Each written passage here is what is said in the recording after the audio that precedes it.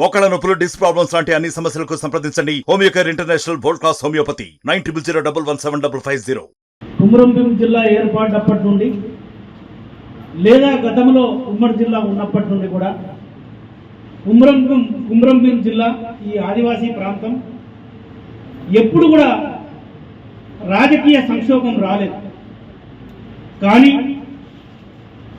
ప్రస్తుతము శ్రీమతి కోవలక్ష్మి గారు ఎమ్మెల్యేగా గెలిచిన తర్వాత ఈ ప్రాంతంలో కోవలక్ష్మి పైన తను మరియు మన పార్టీ అధ్యక్షులైనటువంటి విశ్వప్రసాదరావు గారు కోవలక్ష్మి గారి గెలుపును ఓర్వలేక జీర్ణించుకోలేక ఇవాళ ఏకంగా తెలంగాణ రాష్ట్రంలో ఇంత కష్టపడి మేము ఖర్చు పెట్టినా కష్టపడ్డా కూడా మాకు ఎమ్మెల్యే టికెట్ రాలేదన్నటువంటి ఒక అక్కసుతోటి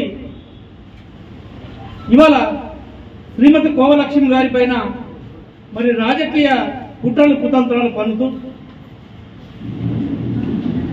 ప్రోటోకాల్ విషయంలో మరి గౌరవనీయులు ఎమ్మెల్యే గారు గెలిచిన తర్వాత ఇక్కడ ప్రతి విషయంలో అన్ని సంక్షేమ పథకాల యొక్క కార్యక్రమాలలో అధ్యక్షులుగా ఉండవలసినటువంటి ఎమ్మెల్యే గారు మరి తనను ప్రోటోకాల్కు విరుద్ధంగా మేమే ఇక్కడ రాజకీయ నాయకులం అని చెప్పేసి అధికారంలో ఉన్నారు కాబట్టి తనకు ఇక్కడి ప్రాంత ప్రజలు, అన్ని వర్గాల ప్రజలు, ఆదివాసులు, దళితులు, మైనార్టీలు, పేద వర్గాల ప్రజలు కూడా ప్రతి ఒక్కరు కూడా గౌరవించి ఆమెను ఎమ్మెల్యేగా నిలబెట్టడం జరిగింది. కాబట్టి కోవలక్ష్మి గారిని అనేక రకాలుగా మానసిక క్షోభకు గురి చేయడం, దీన్ని మేము సంపూర్ణంగా వ్యతిరేకిస్తున్నాం, దీన్ని ఖండిస్తున్నాం.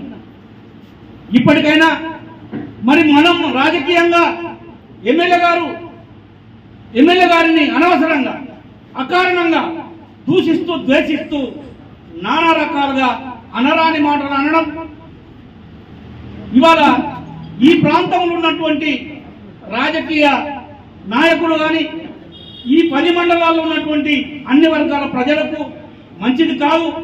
ఈ రాజకీయ సంక్షోభ నాయకులందరికీ నేను విజ్ఞప్తి చేస్తున్నా. ఇవాళ మరి వాస్తవంగా ఎమ్మెల్యే గారిని నిన్న మా ఆత్రం సుగుణక్క మరి ఊట్నూరు నుండి వచ్చి ఆమె ఎంపీ ఆస్పిరెంట్ కావచ్చు, మేము కాదంటలేదు.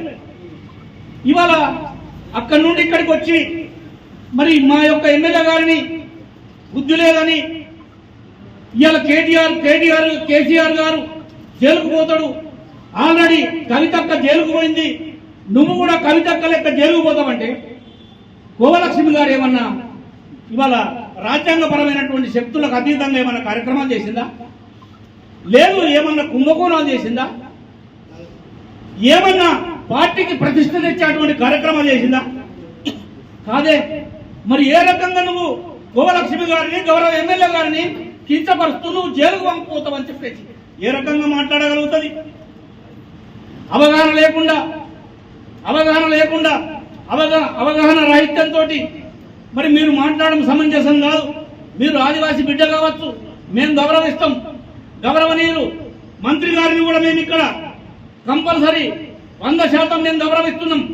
మా ప్రాంతం అభివృద్ధి జరగాలి, మా ప్రాంతాలలో ప్రభుత్వ సంక్షేమ పథకాలు జరగాలి.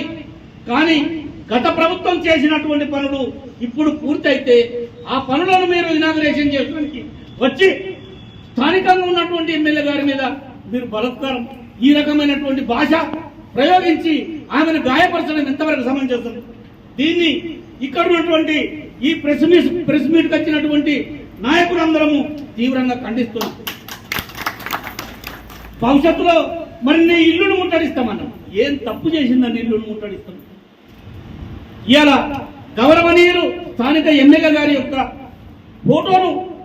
ఫోటోను మీరు కాలబెట్టింది మీరు, ఇవాళ ఫోటోకు చెప్పులతోటి కొట్టింది మీరు. ఏం పాపం చేసిందని, ఇక్కడ ప్రజలకు ఏం అన్యాయం చేసిందని చెప్పేసి ఇవాళ ఎంపీటీసీ నుండి, సర్పంచ్ నుండి, జడ్పీటీసీ నుండి, ఎంపీపీ నుండి 2 సార్లు, ఒకసారి జిల్లా పరిషత్, 2 సార్లు ఎమ్మెల్యేగా పనిచేసినటువంటి నాయకురాలు ఇక్కడ ప్రజల యొక్క మన్నను పొందినటువంటి శ్రీమతి భువలక్ష్మి గారిని ఈ రకమైనటువంటి భాష ఉపయోగించి మీరు ఏం సాధిద్దామని చెప్పేసి వ్యక్తిగత ప్రజలుంటే వ్యక్తిగత రాజకీయంగా మీరు వ్యక్తిగతంగా మీకుంటే మీరు వ్యక్తులుగా చూసుకోండి. కానీ వ్యక్తుల యొక్క రాజకీయ కుట్రలను వ్యవస్థ మీద చూపడం వల్ల ఈ ప్రాంతంలో అన్యాయం జరుగుతుందని చెప్పేసి నేను ఈ సభాముఖంగా మనవి చేస్తున్నాను. ఈ ప్రాంతంలో అభివృద్ధి జరగకుండా పోతుంది. ఈ ప్రాంతంలో సంక్షేమ పథకాలు మనకు దూరమయ్యేటువంటి ప్రమాదం ఉన్నది. రాజకీయాలకు అతీతంగా అండగా ఉండవలసినటువంటి అవసరం ఎంతైనా ఉన్నది. లక్ష్మమ్మ ఇప్పుడే కాదు,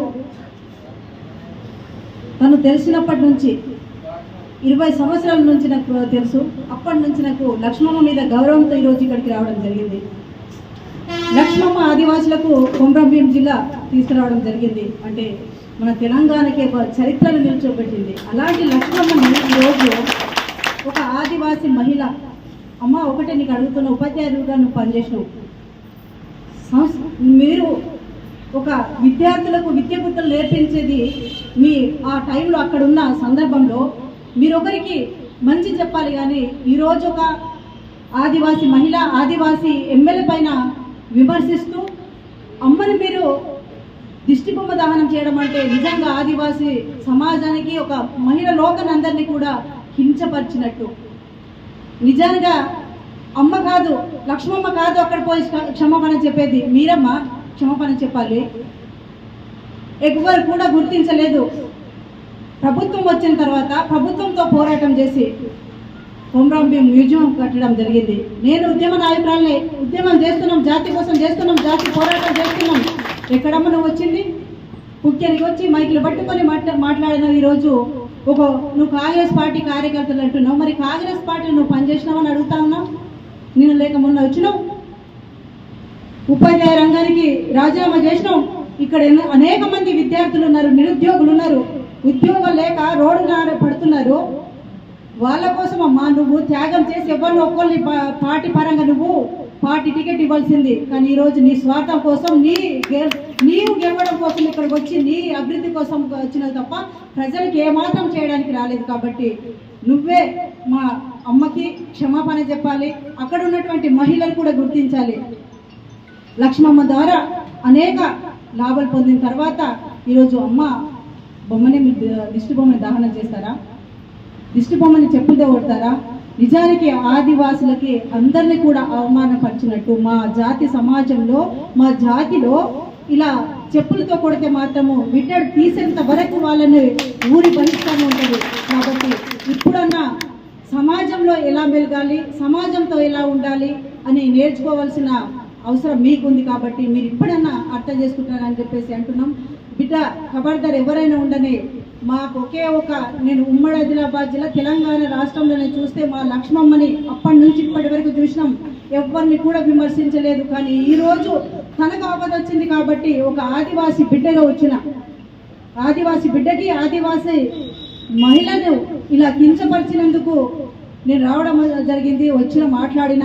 దయచేసి మీరు వ్యక్తిగతంగా విమర్శించిండు కాబట్టి మీ పార్టీ పరంగా కాదు, ఈరోజు వ్యక్తిగతంగా విమర్శించుండు.